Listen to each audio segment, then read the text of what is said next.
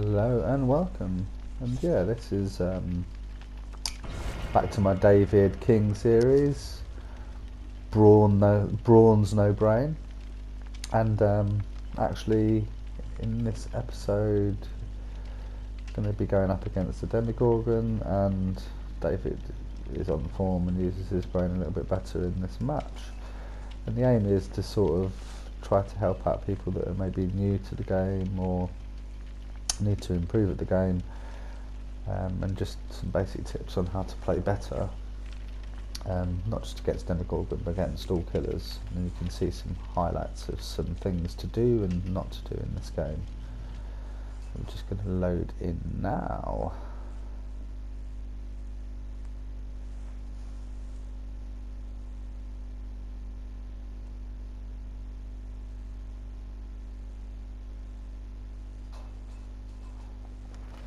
And it's the Blood Lodge, Auto Haven Wreckers. I've spawned right on a generator, so I'm just going to start working on that.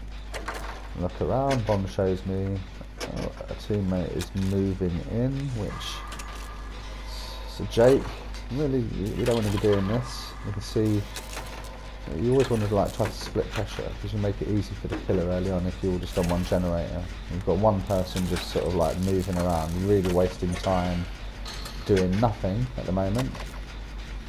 And this is to be avoided, so really that person should have immediately tried to find generator, and now they've seen someone being hit, they're moving towards the sound. This is like classic solo queue gameplay, trying to preserve sprint burst as well, so virtually all of that generator has been done by me and Jake, when really the three of us should have split pressure. But we have got one done, so that being said, I'm going to move off and try to get away and find a gen on my own this time. I can see Jake's keen to keep the party up, and that's what you get in solo queue quite a lot, is people not wanting to actually commit to doing their own generators. And it is kind of a scary game. It does bring out feelings of fight or flight. And you can see it's a Demogorgon. He sees the Jake, so I can see the rescues happen, so I'm going to try and find a gen somewhere over this side. Just doing a shack.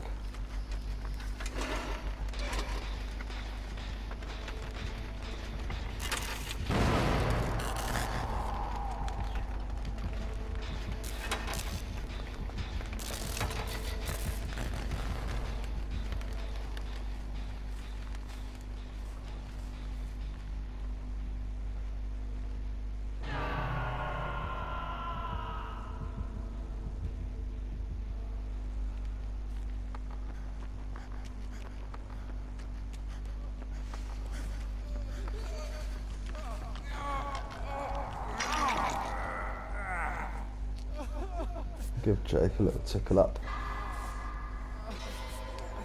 Heal him. He did get onto a task quite early in the game, didn't waste time, so deserves a little heal up. You can see the Demogorgons move straight towards people, suggesting he's probably got barbecue and chili, so to know where they are. All the action's happening around the shack, so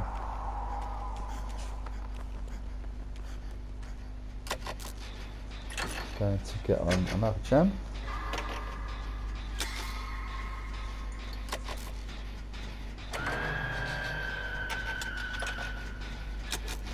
So far only the one done, and that's often can be the problem in games where you've got survivors that are reluctant to actually get on and do anything. As we saw early on, we had Jake on with me, we had another one that got hit early on, and that survivor that was just sort of like running around doing not very much.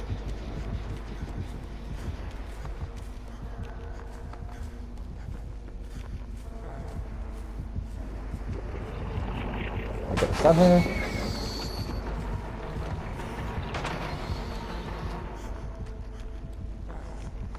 I mean, you'll see, obviously, your better loopers will not want to waste pallets, and I think sort of like the long and short of it is by getting a decent amount of stuns per game, you get good points for chasing the killer, and you know, we're not all JRM or Aaron, are we?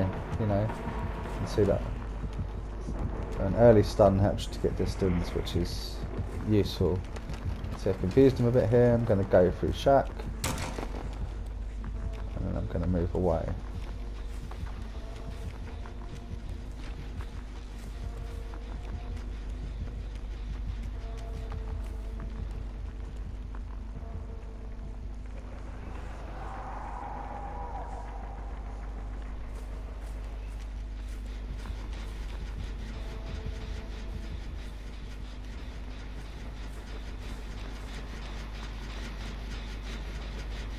Still, we're only one gen down. I want to try and commit to this to get some pressure on him in terms of gems.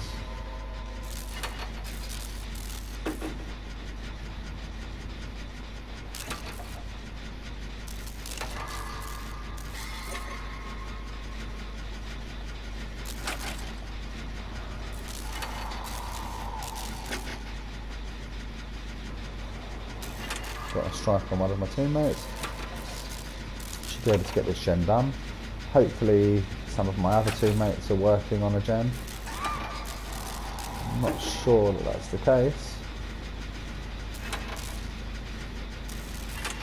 At least got another one done, so there we go.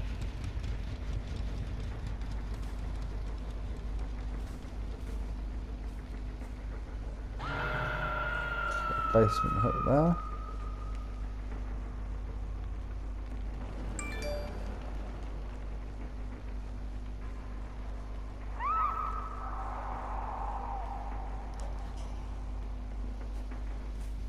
This is if the killer's camping out the hook a little bit.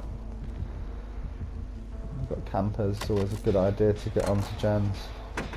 It's punish, otherwise you end up with everyone trying to go in for the rescue on camping killers and everyone going down basically. I'm going to try to apply split pressure. I'm going to get on this generator. If he sees me, I can take him away. Have sprint burst.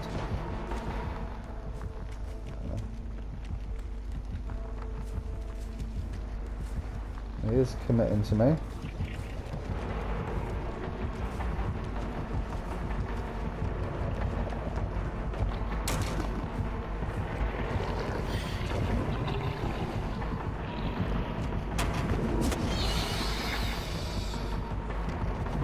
Oh, that's a nice play by him. I'm going to have to give him the Shack pallet here.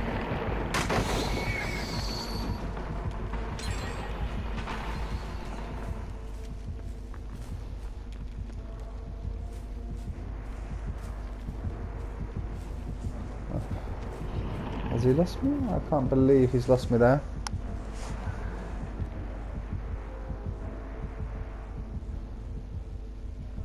But he has.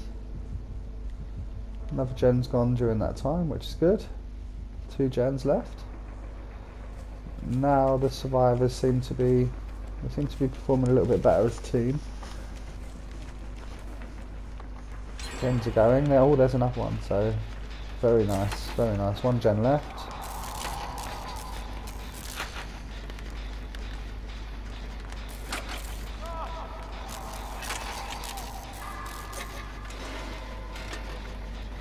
Now is really the time to sort of pair up on gens when you've got 1 left, and it looks as if that's what's going to happen here. Laurie coming over. I'm just going to hopefully blast through this last generator.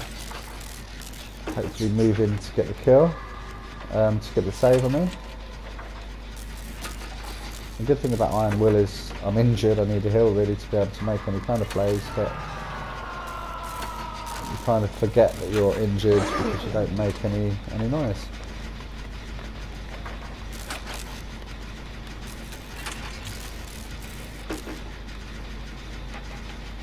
Okay, quick rescues happens. You can see the Demogorgons lost me, luckily. I've on Laurie. It gives me a chance to now move through and try to get the doors open.